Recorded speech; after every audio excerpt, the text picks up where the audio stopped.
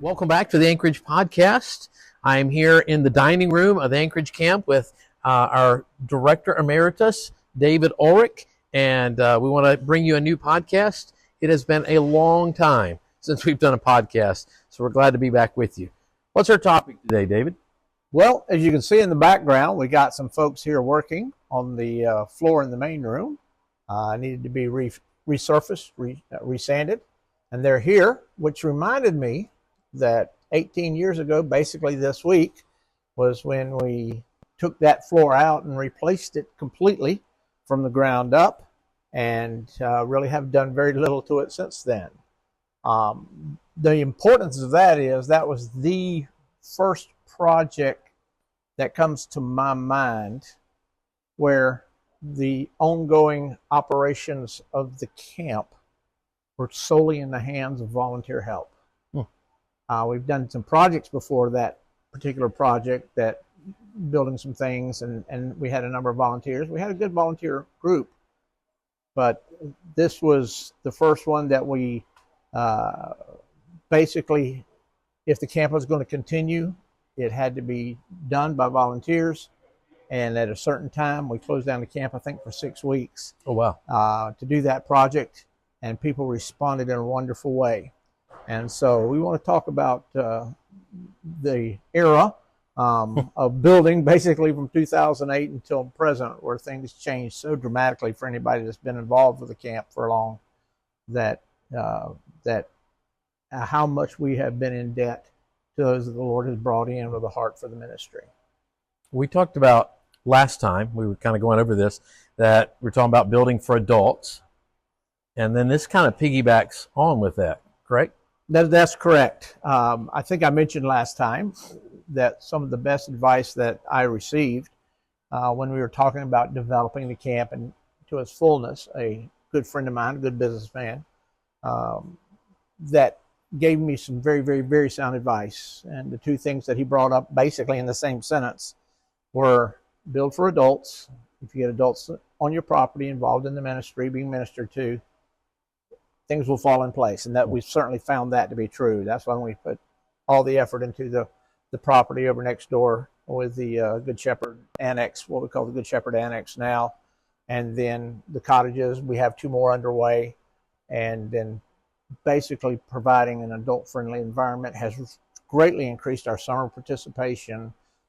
Sponsors that come and become a part and see what's going on, and then take the ministry, that summer camp, home for 51 weeks out of the year, and then build on it from there. It's been nothing but a positive.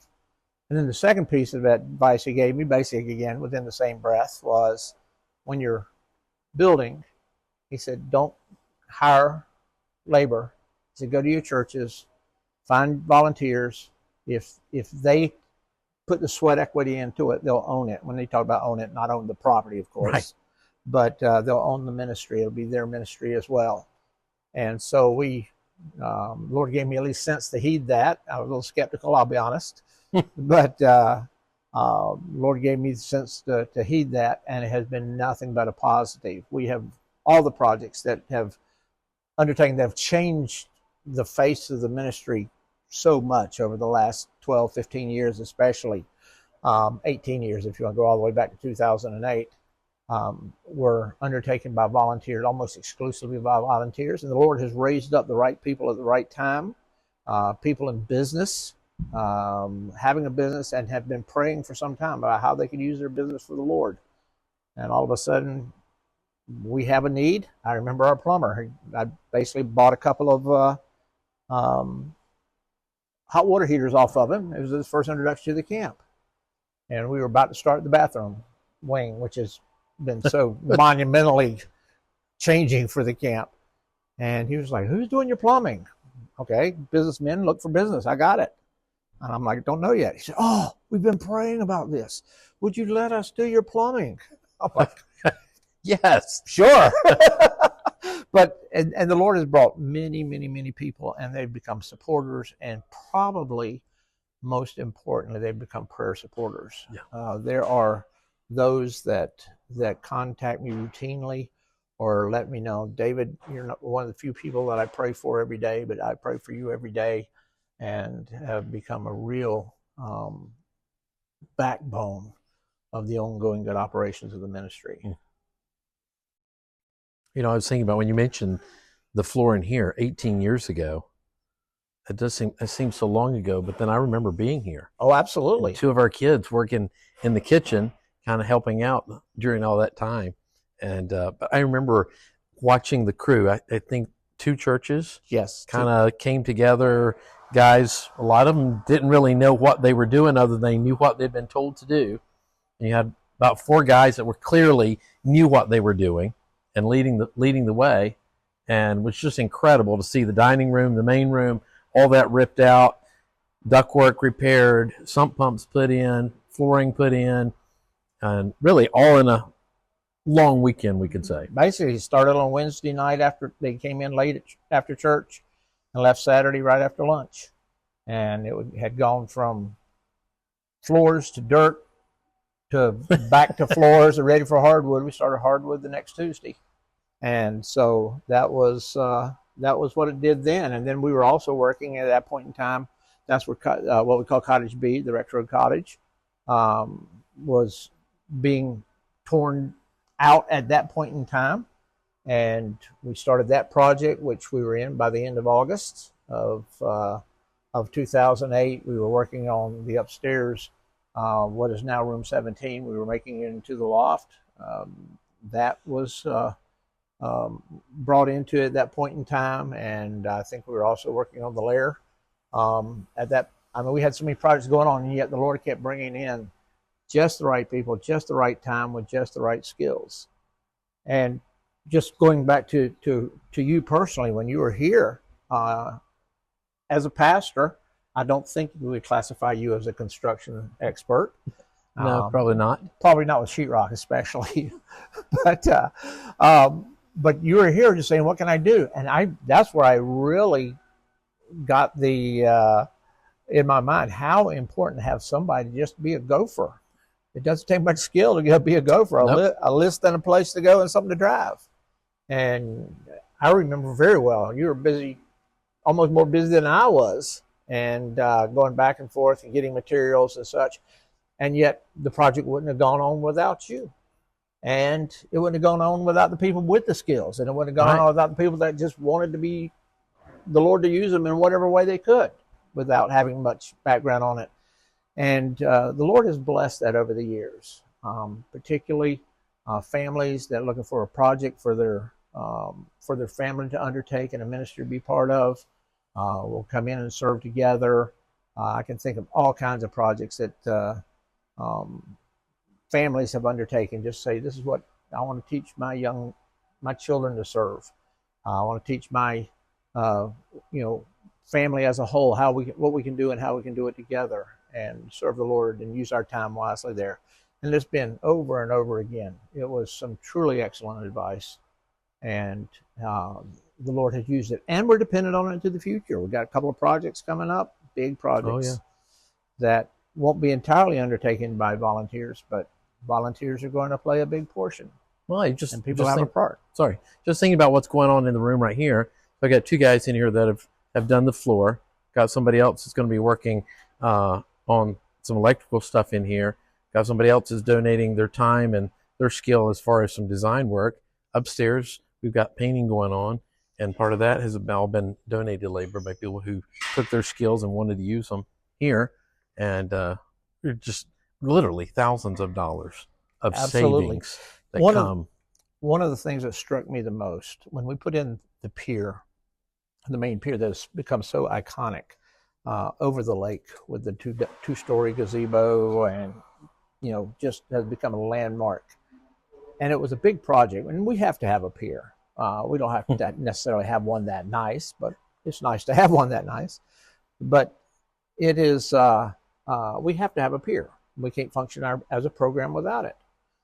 Well, I was getting ready for this project. We put it off as long as we could, and we're getting ready for this project. This is back in 2013.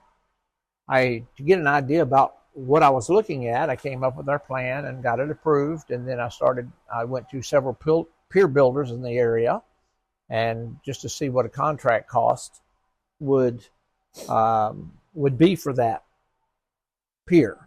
and so I could figure out, what I could spend on materials and such. Well, contract cost, the low end was right at $60,000. The high end was pretty close to 90, give or take a little bit.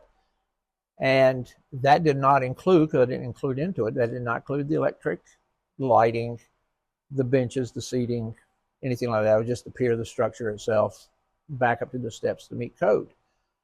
And they were all, in that range, so I don't think anybody was just completely out of line. And yet, when it was all said and done, we started on April the 6th in 2013 with taking down the old pier. Miserable weather. Oh my word, it was horrible. Those guys worked like slaves to get it done and set it up so that more could come in the following weeks and start putting it back together. We had our CO on June the 3rd, which is unheard of for building a pier on Lake Waccamaw. It just never has happened, especially an elaborate pier. And as the case was, we spent less than $25,000 and had one of the nicer piers, certainly one of the more iconic piers on the lake. And people were just anxious to be a part of that because they knew it would be a project that would be used for, not just part of the program, a place for kids to get in the water and get out of the water, but the seating area. We've had many a service down on that upper deck. We've had many a devotion time, Bible study, counselor class, all kinds of breakout sessions with different groups. And Easter sunrise service. Easter sunrise service. And when you're sitting out on that pier on Easter sunrise service and somebody's preaching on Psalm 19, it says, "The heavens declare the glory of God," all you got to do is go. And you go, yep, that verse is true. So that is it. And again, it's something we would never been able to afford. It never would have been a testimony to above and beyond all you ask or think without the volunteers that have become so much identified with the camp program, especially the development portions of the camp. I think there's more to it than the work getting done or the cost savings factor of it. This is relationships, right, that are made during this time period. I think back even as a young boy in high school, we were part of a church plant, and when they were building the building, the men of the church with a missions group from Hampton Park Baptist Church was part of that plan, and we were literally hands-on working there. And to me, still to this day, those are some of my best memories. Things I learned from splitting wood to how to lay carpet or any of those things that are not the routine part of my life, but they're certainly good memories of just good work and good fellowship together. Yeah, the relationships that are built in those situations there's no other way really to compare them to as far as what a positive they are. And again, the thing that I know for a fact with these guys, gals, whoever, if they put their sweat into it, they put their prayers into it. And I would much rather, we've said all along, prayers have been a huge factor in everything that we've done here for almost 50 years now. And we don't want to lessen that by any stretch of imagination or underplay that. And so when guys get involved in a project and they may not see the beginning of it, they may not see the end of it, but the portion they did, they've done well, almost exclusively when they're walking out the door saying, "I wish I could have done more, but I'll be praying for you." I'm like, I can't argue with that. No, that's a win. Well, anything else related to that? No, I think that's a good place to stop. All right. Well, as we bring this to close, certainly want to ask you to be praying for us. We have a lot of projects going on right now. As our end of the year letter went out, just a reminder, office renovations, cottage development, main room, some renovations going on here, refreshing things upstairs from the girls' bunk rooms. So a number of things going on even as we prepare for our major project of the new dining room, commercial kitchen, and dedicated chapel building. So please be praying for us for wisdom. But I guess I would be amiss if I didn't also say, as you've listened to this, maybe the Lord has directed you to think about how you could be a part of a project or projects here, or you have skills that you'd like to donate, or maybe say, I don't know that I have that much skill, but I have some time I'm willing to give, reach out to us. We would love for you to be a part of what the Lord is doing here at the Anchorage. Absolutely. Thank you.